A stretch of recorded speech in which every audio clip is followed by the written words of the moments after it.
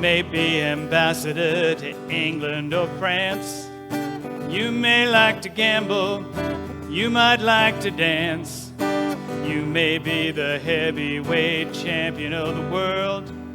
Maybe a socialite with a long string of pearls, but you're gonna have to serve somebody. Serve somebody. Gonna have to serve somebody. Serve somebody.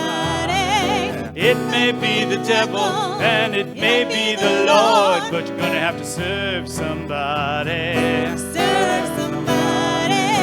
Maybe a straight trooper, you might be a young Turk, you might be the hero of some big TV network.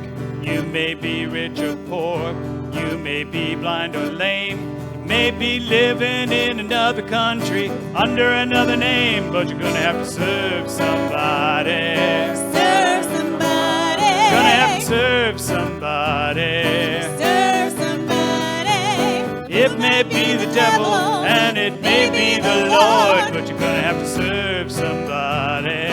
Serve somebody. You may be a construction worker working on a home.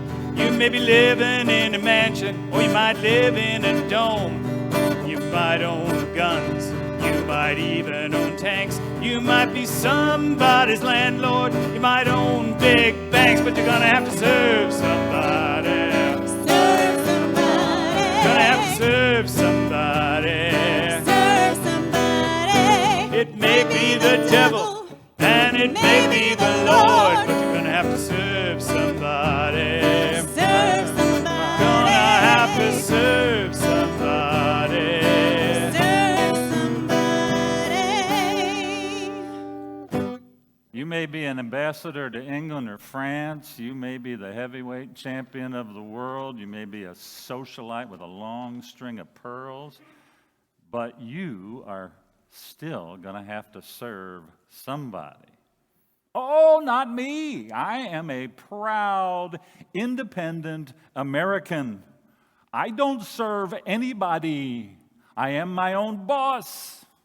Well, you may be a state trooper, you might be a young Turk, you may be the head of some big TV network, you may be rich or poor, you may be blind or lame, but you are going to have to serve somebody. You're going to serve somebody. It's just the way life is. It may be the devil, it may be the Lord, but you're going to have to serve somebody. Everybody serves somebody. Joshua is one of the most brutal books in all of the Bible.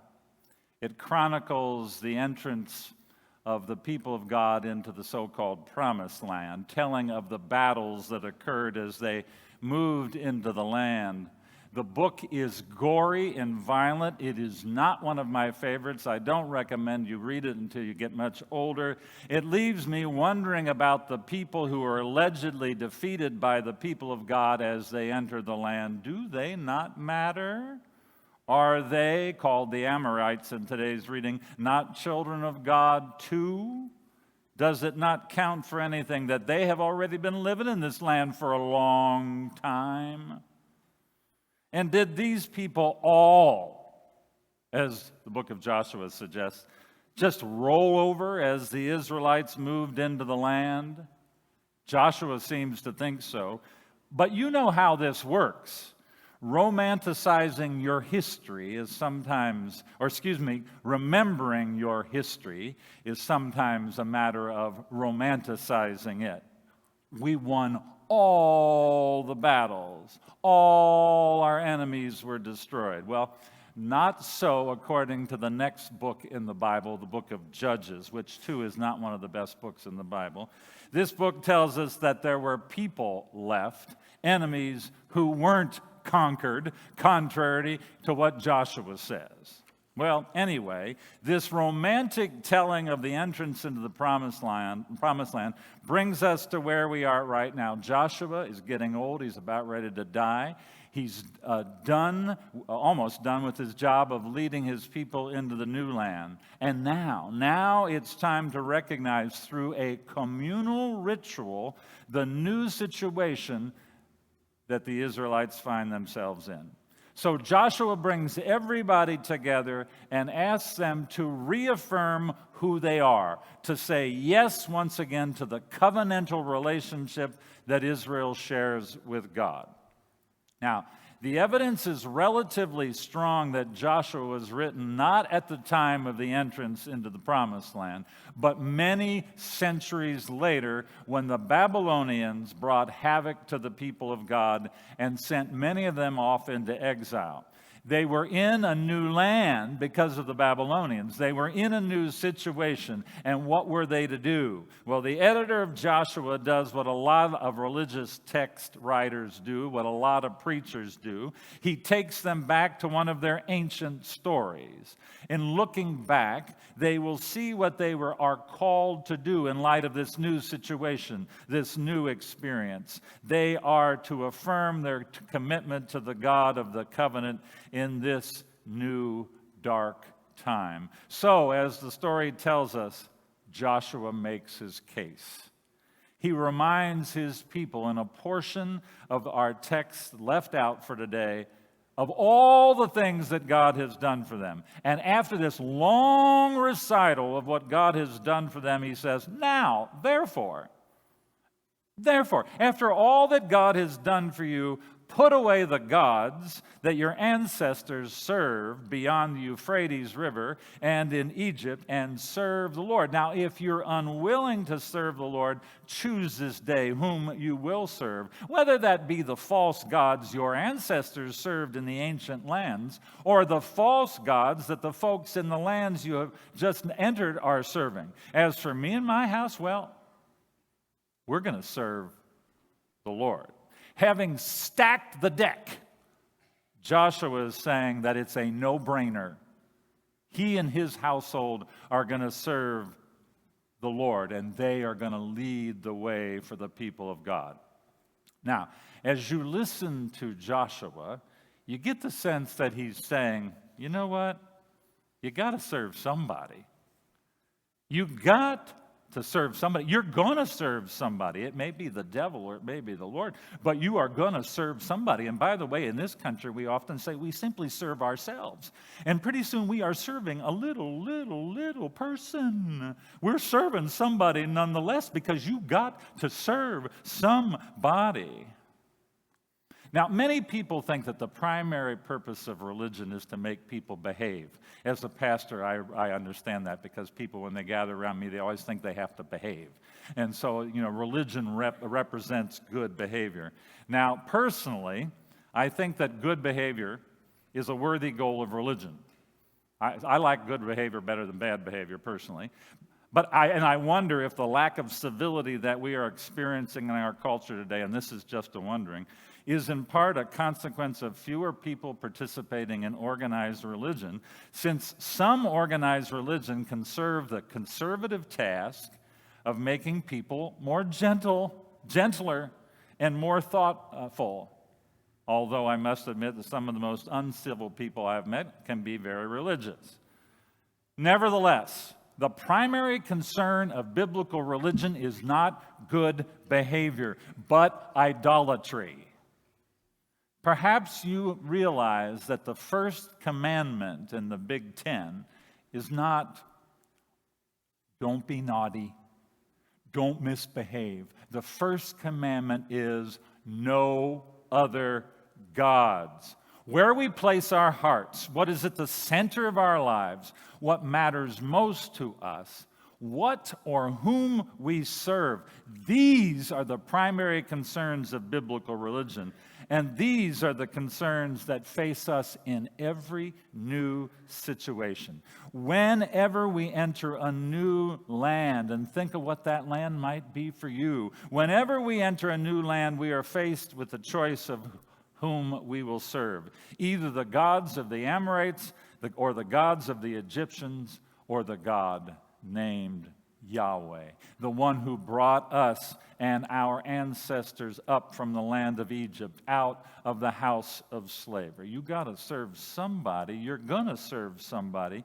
And you live in the land of illusion if you think you don't serve somebody, that nothing is going to control you, that you are the master of your own fate. You're going to serve somebody. It may be the Lord or it may be the devil, but you are going to serve somebody.